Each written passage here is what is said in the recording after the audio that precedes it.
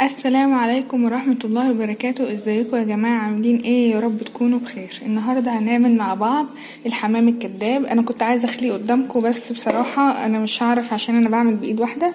انا اللي خلياه وانا اللي عاملاه كده وشلت العظم منه، بس انت تقدري تقولي بتاع الفراخ انا عايزة اعمل حمام كداب، عايزاك تخليه الورك بس تحافظ على شكل الرمانة كده.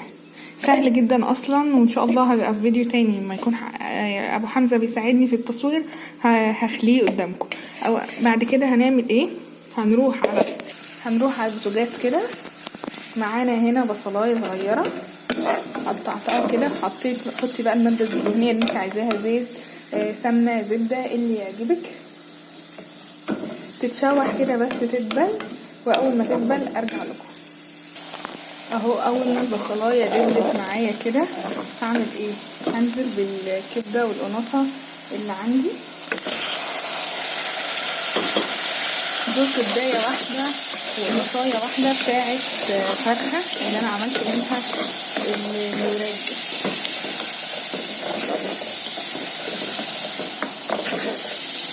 بصوا بقى، معانا هنحط عليها ملح وفلفل وكمون، بس كده ملح وفلفل وكمون.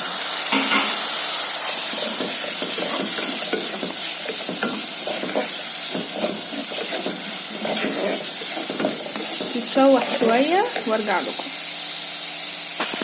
بس كده شوحتها شوية. هعمل ايه؟ معايا حبة رز كده على حسب بقى كمية الفراخ اللي عندي. انا غسلتهم وصفيتهم كويس، انزل بيهم كده فوق الكبدة وشوحهم تشويحة صغيرة كده.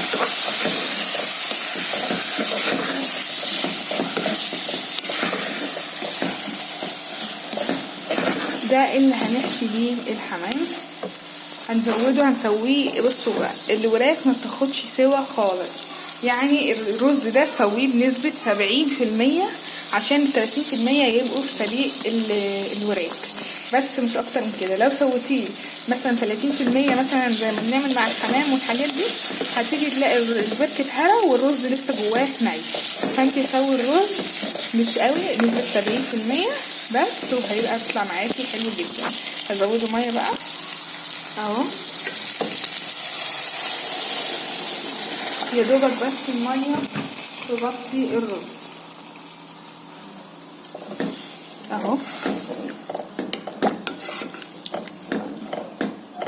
بس كده. وهنغطيه وما يشرب هنوطي عليه عادي خالص، بس كده الميه مغطيه الرز بس مش اكتر من كده. والكبد هتستوي والحاجه هتستوي مع الميه. الحمام الكداب انت تقدري تعملي معاه اي اكله. انا هعمل معاه رز بشعريه، او تعتبر شعريه بالرز، كميه شعريه تبقى اكتر من الرز. الناس قالوا لي عليها، قلت اجربه. وهعمل ملوخيه. انت عايزه تعملي اي حاجه تانية معاه اعمليها. ورجعنا تاني، الرز استوى معانا 70% اللي قلنا عليهم. بس انا عايزه اوريكم حاجه، عشان انا طلبت المساعده ان حد يسويه يكمل معايا تصوير، بس بصراحه ما لقيتش حل. بصوا بقى، الرز اللي انتي عملتيه هتعملي فيه ايه؟ هتاخدي حبه كده وتحشي وتدخلي ايديكي كده، بصوا صباعك كده تملي الحته دي كلها، تمليها كده اهو كده، وتروحي ايه فرده الحته دي كلها، حشي الحته دي ما تملهوش، وتروحي قافلاه على بعضه بالجلد بالابره والخيط. بصوا انا هستخدم الابره والخيط اهو، بس تكون ابره جديده والخيط ابيض. وبعدين هعمل ايه؟ هعمل كده، هيبقى مربوط كله، هيبقى معايا بالمنظر ده كده، هيبقى شكل الحمامية. تحشيه وتلفيه. هقولكوا على حاجة، اما احشيه والفه هوريكوا الشكل النهائي اهو. عايزه اوريكم بعد ما حشيته وخيطته اهو بقى بالمنظر ده اهو، بقى شكل الحمامية بالظبط. وما يستوي هيبقى اكتر. هعمل التاني برضو بنفس الطريقة وهقليهم، وتبقى هي دي الوصفة. هوريكم برضو وانا بقليهم وارجع لكم تاني. بصوا بقى، انا عملت الاتنين وحطيتهم يتسلقوا في ميه ما تكونش مغطيها كلها. ليه بقى؟ علشان ما يفرقعش وعشان يستوي والجلد ما يتهريش. هيتسلقوا بقى، وهحمرهم بالطريقه العاديه خالص في الزيت، واول ما نغرف هرجع لكم.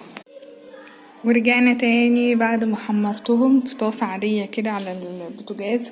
حطيت نقطة زيت صغيرة وحمرتهم. وادي بقية الرز اللي فاض معانا من الخلطة اللي جواه.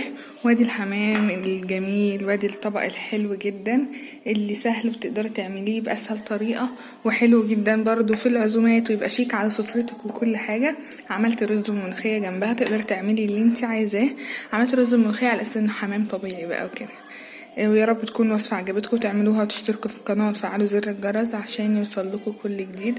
والسلام عليكم ورحمة الله وبركاته.